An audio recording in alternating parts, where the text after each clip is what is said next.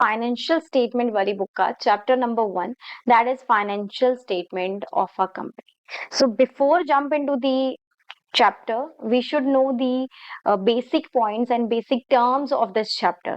तो देखिए financial statement इस चैप्टर का नाम है, तो आइए पढ़ते हैं इसकी कुछ बेसिक टर्म्स जो हमने पहले भी पढ़ रखी हैं प्रीवियस बुक में, बट इस बुक में हम उसको फिर से रिवाइज करने वाले हैं. तो देखिए सबसे पहले कॉन्सेप्ट्स की बात करने वाले हैं आज हम. तो सबसे पहले जो है फाइनेंशियल स्टेटमेंट की बात करते हैं हम. देखिए फाइनेंशियल स्टेटमेंट होता क्या है, ये आपने प्रीवियस बुक में भी पढ़ा हुआ है. तो देखिए फाइनेंशियल स्टेटमेंट किसी भी कंपनी की या ऑर्गेनाइजेशन की क्या होती है, are the summarised statement of accounting data. ठीक है, अकाउंटिंग डाटा की समराइज्ड स्टेटमेंट होती है ये, जो कि कब प्रिपेयर की जाती है, which is prepared at the end of the accounting period कह सकते हैं हम, या हम कह सकते हैं अकाउंटिंग प्रोसेस. राइट, यानी कि जब सारा प्रोसेस हो जाएगा उसके बाद जो है हम अपनी फाइनेंशियल स्टेटमेंट को बनाते हैं. एंड एक और चीज हम रिमेंबर करेंगे यहाँ पे कि ये एक मीडियम है through which we can communicate. क्या कम्युनिकेट करते हैं हम इससे, हमारी अकाउंटिंग इंफॉर्मेशन को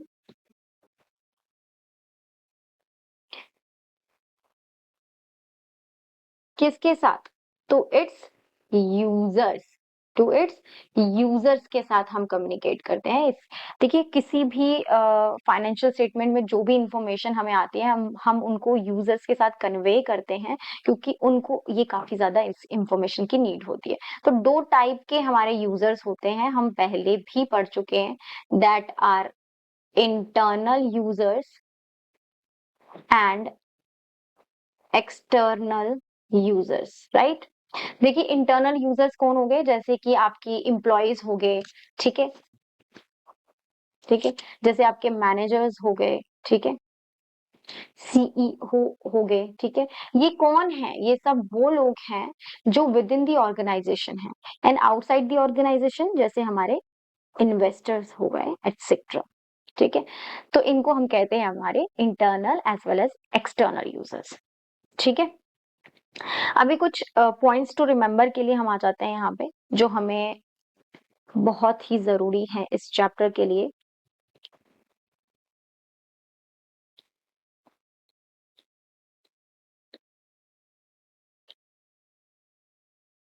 क्या है वो पॉइंट्स, देखिए सबसे पहला पॉइंट दैट इज हमारी जो सेक्शन 129 है, section 129 of the companies act. देखिए हम इस बुक में कंपनी के बारे में ही पढ़ने वाले हैं, तो कंपनीज एक्ट आपको बहुत अच्छे से जानना है कि कंपनी एक्ट क्या होता है, और ये कब बना है, 2013 में बना है. ठीक है, और ये हमें क्या प्रिस्क्राइब करता है, ये हमें ये बताता है दैट किसी भी कंपनी की balance sheet and PNL statement जो है, पीएनएल स्टेटमेंट्स जो भी हैं, आर टू बी प्रिपेयर्ड, वो ऐसी बनाई जाएंगी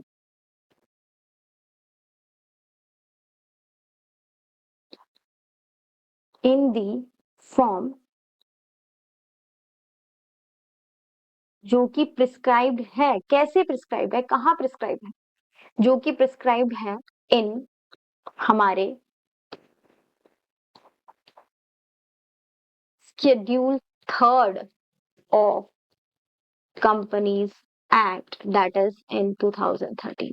यानी कि जो भी स्टेटमेंट है, प्रॉफिट एंड लॉस स्टेटमेंट हो गई, बैलेंस शीट स्टेटमेंट होगी, जो भी फाइनेंशियल स्टेटमेंट्स हैं वो हमारी according to the schedule third में जिस हिसाब से बताई गई होगी, जिस हिसाब से उसका फॉर्मेशन होगी, उस हिसाब से ही हमें बनानी पड़ेगी, जो कि कंपनीज एक्ट 2013 में लिखा है सेक्शन 129 में, राइट। यानी कि यहाँ पे हम अपने हिसाब से जो है कुछ भी नहीं कर सकते, ये जो भी फॉर्म है ये इन दी सेक्शन 129 में लिखा हुआ है।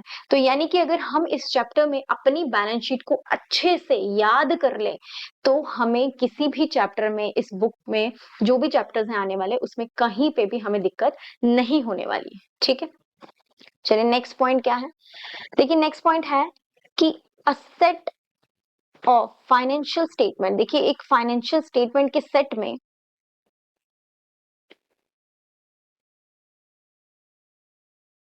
जो भी चीजें इंक्लूड होती हैं वो हम पढ़ने वाले हैं।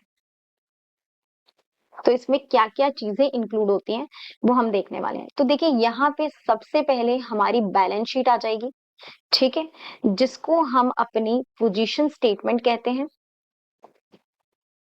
आपने सुना ही होगा इसका नाम, पोजीशन स्टेटमेंट, ठीक है। कंपनी के लिए, किसी भी कंपनी के लिए हम इसको बोलते हैं पोजीशन स्टेटमेंट है, राइट। दूसरा हमारी यहाँ पे आ जाएगी P&L अकाउंट स्टेटमेंट, ठीक है, जिसको हम अपनी statement of profit and loss भी कहते हैं, ठीक है। और इसका अनदर नेम क्या है, इसको हम और किस नाम से जानते हैं, इसको हम इनकम स्टेटमेंट के नाम से जानते हैं, राइट।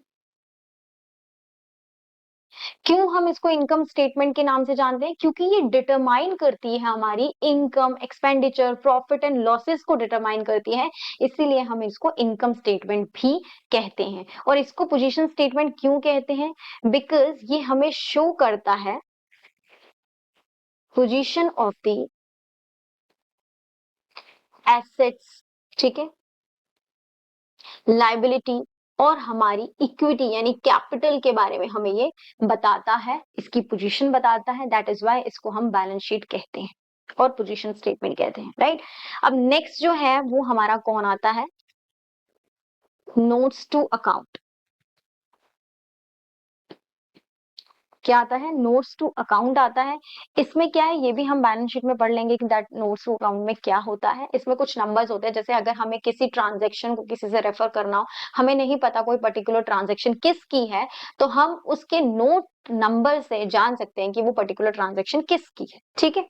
नेक्स्ट आ जाता है जो इसमें, that is cash flow statement, ठीक है। अभी कैश फ्लो स्टेटमेंट क्या है, इस बुक में आपका आखिरी चैप्टर जो होने वाला है वो कैश फ्लो स्टेटमेंट ही होने वाला है, तो इसके ऊपर पूरा चैप्टर है अलग से। बट अगर मैं इसको शॉर्ट में बताऊं इन टर्म्स, तो ये क्या होता है, तो we can say that inflow of cash यानी कैश का आना एंड आउटफ्लो और कैश का कितना जाना, कितना पैसा हमारे पास आया और कितना पैसा outflow of cash and cash equivalents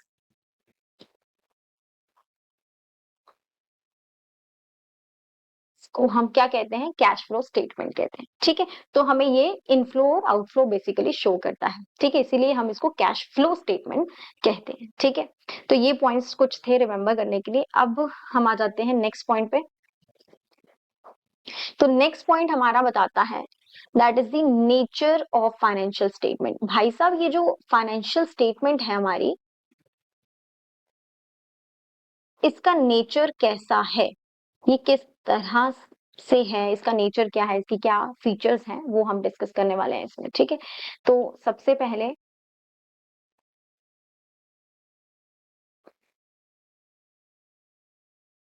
पहले we can say that financial statement जो होती है ना, वो हमारी क्या रिकॉर्ड करती है, भाई साहब ये फैक्ट्स को रिकॉर्ड करती है। फैक्ट्स के बेसिस पे ही हमारी फाइनेंशियल स्टेटमेंट बनती है, right. Then next we can say that ये बेस्ड होती है हमारे अकाउंटिंग प्रिंसिपल पे, राइट। अकाउंटिंग प्रिंसिपल्स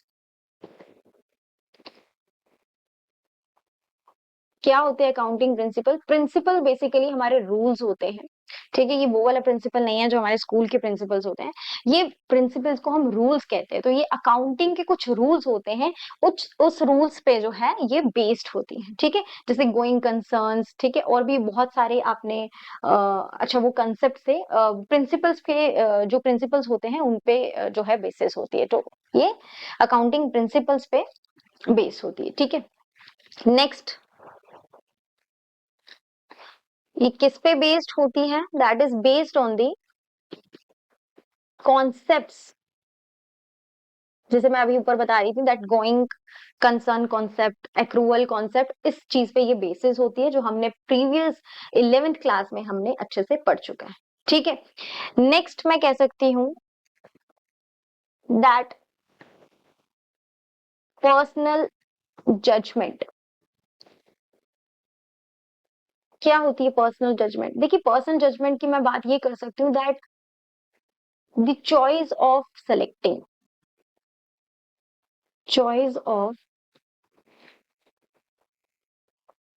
सिलेक्टिंग, क्या सिलेक्टिंग करने का मेथड, कि आप किस मेथड को यूज करके कोई चीज करने वाले हैं। जैसे फॉर एग्जांपल अगर मैं बात करूं डेप्रिसिएशन की, तो this is your personal choice कि आप किस मेथड से डेप्रिसिएशन को कैलकुलेट करने वाले हैं।